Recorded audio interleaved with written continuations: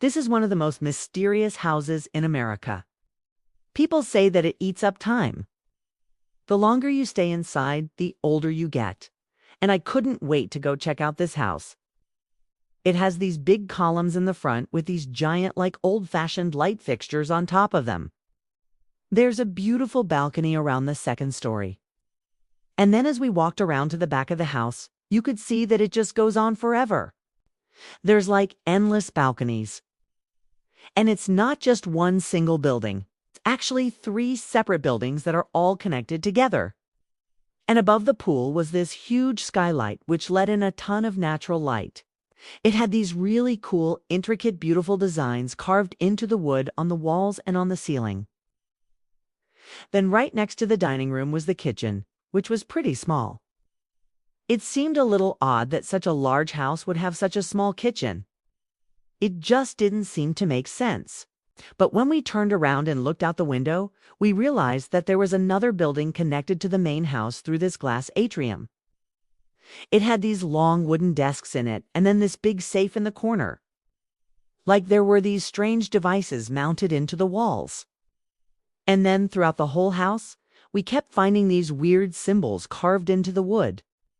We didn't know what they meant, but they almost looked like Braille.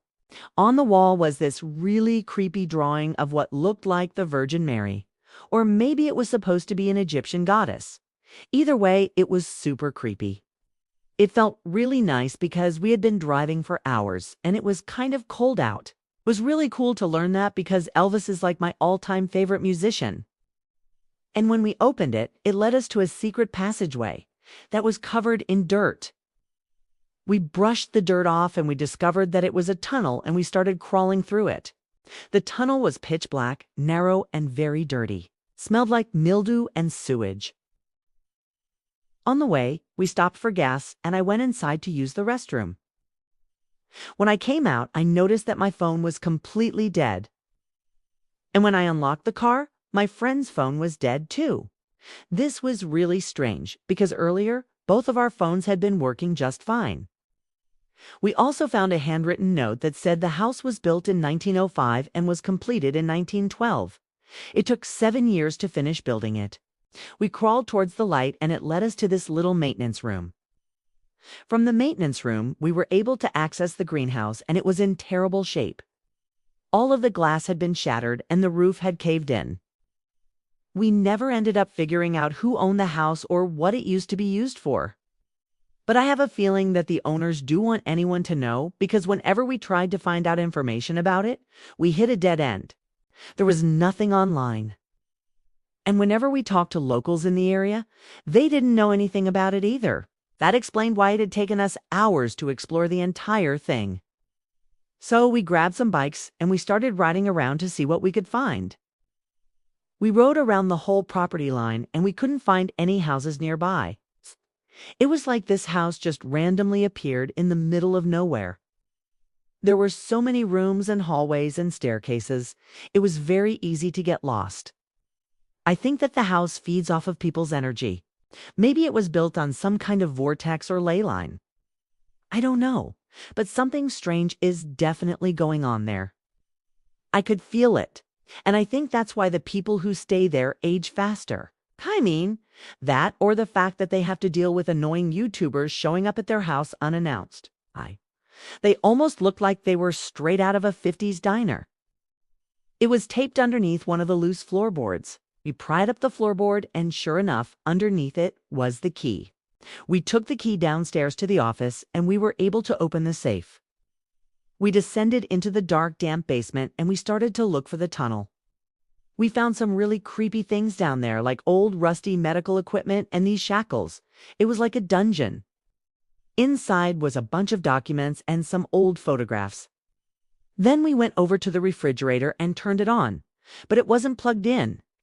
We explored more of the main house and we found these 2 bedrooms with these giant closets. One of the bedrooms even had a safe built into the closet.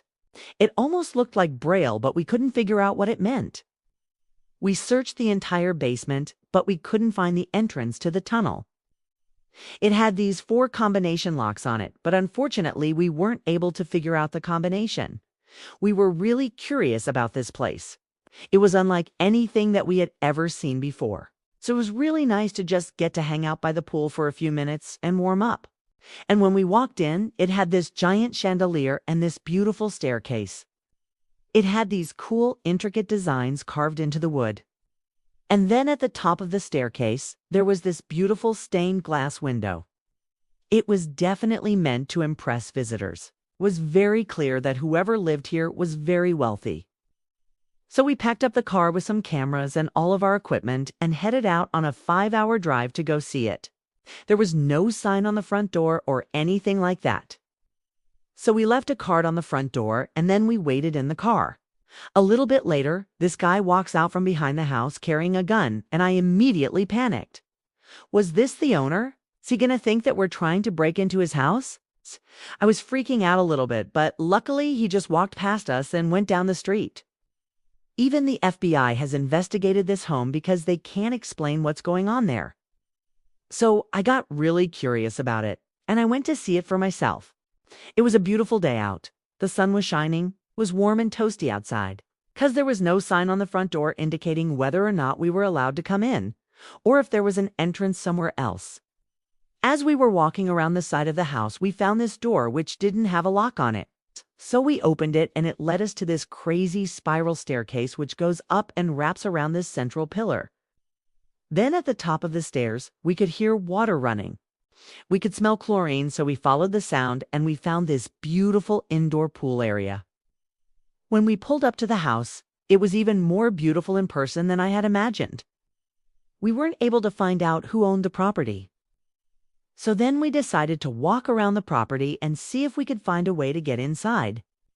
There were tiles along the walls with pictures of mermaids and dolphins and stuff. Then we started to explore more of the first floor, and we found this huge dining room with a table that sat at least 20 people. On the other side of the atrium was the breakfast nook, and it had these cool, retro chairs.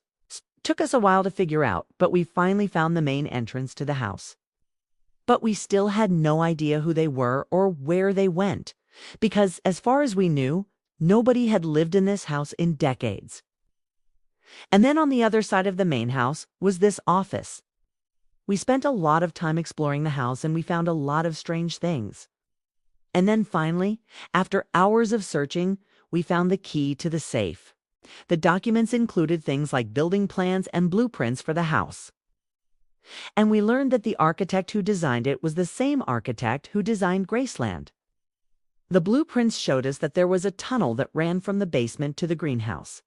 As we were searching for the tunnel, we found these 3 weird concrete pillars, and each one had one of those strange symbols carved into it. As we were making our way upstairs, we found this door hidden behind some boxes. We crawled through the tunnel for a few minutes until we finally saw a light at the end of it. After spending a lot of time exploring the house, we were still curious about the land. It was getting late, so we started heading home. I'm not sure what happened to us, but as soon as we got home, our phones started working again. I have a theory about what's going on with this house, but I can't prove it.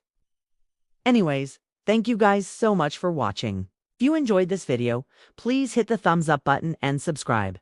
Bye!